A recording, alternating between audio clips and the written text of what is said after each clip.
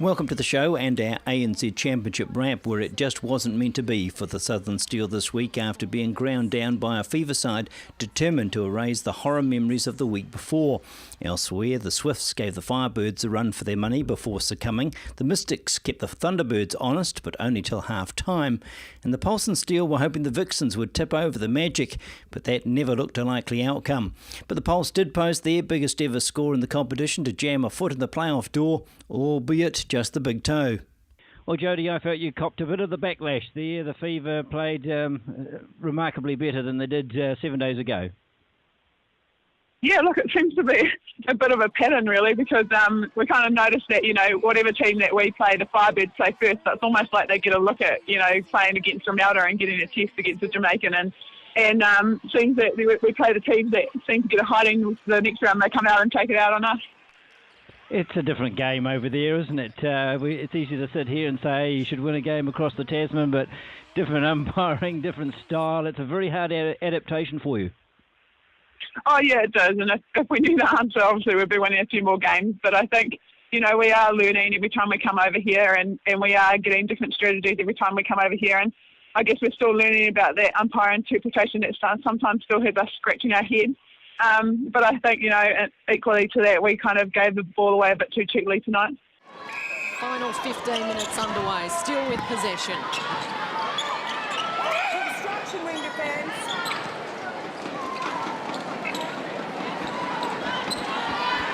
Tyree. Finch, Brown, back to Finch in the pocket. Brazil in front, throws everything at that ball. So athletic. Oh, beautiful defensive pressure. Brazil really outmanoeuvred Finch on the edge. You can't help me, can you, with some of those weird obstruction calls in the shooting circle? I couldn't work those out.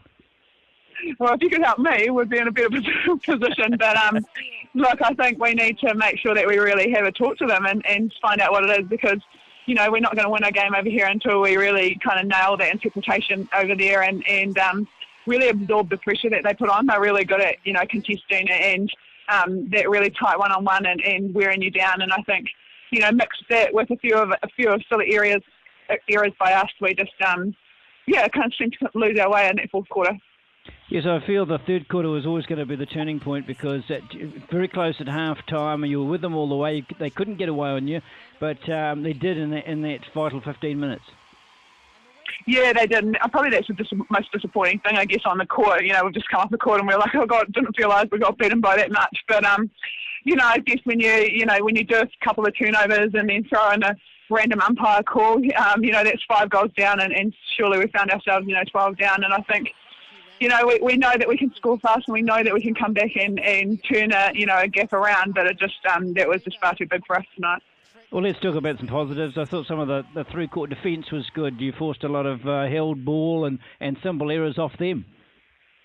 Yeah, look, I think our defence this season has been one of our strongest points. In a season where everyone thought that the defence was our weakest link, we've actually made it our strongest link, and it's been a real focus for us in terms of three-court defence and making sure that the attackers are helping out the defensive end. And I think, that's been a real strength for us. We just need to make sure that, when we get that valuable ball, that we're turning it over, converting it at the other end.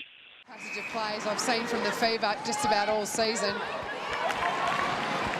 Bassett can back it up. 2 in a row, not quite. The defensive rebound. Steeler away. Nice little give and go. Brown in the pocket, trying to set something up for her side. Oh, look at that take. Sensational stuff. And Fowler has goal number 8. Did you pay any attention to where you were on the table? You needed to win, but not just win, but win big, so therefore have to take more risks. Was that a factor? No, we talked about these last 2 games against the Fever and the Pulse being really important for us, in terms of our season defining and making sure that we finish on a positive heading into next season, and the hope that, this team can stick together and really create some more, more flow and depth next year. And I think, we just talked about the importance of really kind of nailing these 2 games and putting in really good performances so that we can, take a lot of heart from the season, in a season where, no one thought that we'd be where we are. I think, it's really good for our confidence to keep going. And I know a lot of people make a big song and dance about Janelle, and she has played very well, but you have to pay credit to all the great feeding that's gone into her throughout the season. Oh, yeah, definitely. Janelle is an impact for us, and she is our rock, and she has been fantastic this season in the way that she takes the ball, and even if it's 10 centimetres, not where it's supposed to be, she seems to get it. But like you say, it does take, a lot of feeding and a lot of work to get her the ball. So I think sometimes our mid-court miss out on a little bit of credit because they do such hard work to get it down to her, and she does make, any pass look good. So it's really good from a feeding point of view to have her there. But obviously, like you say, we have to get her the ball, which is proved, easy in patches and hard at sometimes. So, again, hopefully she comes back next year and we'll be able to fine-tune that. And I think the belief in the side, in each other, has grown remarkably again because you've had to build from scratch this year, effectively. Yeah, definitely. I think, last year when Matt and Janine gave us, their 3-year plan, I think we're another year down the track with, in terms of having those players and learning more. But like you say, we did have a few new players this year, and we have done remarkably well. I guess it's, it's really hard after a loss like that to kind of see the positives, but I think it's really important for us next, heading into next week against the Pulse, that we do accentuate the positives and make sure that we do, put a product out on court that the Invercargill crowd can be really proud of. And you're going to have some fun, can't you? Because the pressure's off now. You can just perhaps not be completely freewheeling, but have a good time at the same time. Yeah, look, I think we play some of our best netball when we have fun too, when we're connected and we're laughing and we're talking to each other and we're really, getting out there and working hard. The smiles show on our face, and I think tonight, when we started to get down, obviously the body language turns a little bit, and I think if we can remember what it does feel like in terms of, having those successes and like you say, having a bit of fun and bringing, Janelle's Jamaican flair to our team, I think, we'll be successful. And do you anticipate a light workload this week, especially with a long haul back? You can't do too much between now and next Sunday. Yeah, no, we've adjusted our training schedule this week in terms of we're just about to hop out on a plane to Sydney in a couple of hours. And, yeah, like you say, it's going to be a really tough trip home. But, the management team have been planning for this all season and making sure that our recovery is the most important thing heading into Sunday's game. And just one final word for what we thought was the steel player of the day was Wendy Telfer. She gives 110% every week and it showed today. Oh, definitely. She was outstanding at the back for us. The way she forced the midcourt into turnovers, she's got a handful of intercepts, and just her strong presence on court, that real leadership down the defensive end is something that we've really cherished this year, having her back, and probably something that we missed last year. And, with Wendy, she will always give 110%, and it's just fantastic to have her leading down that end of the court.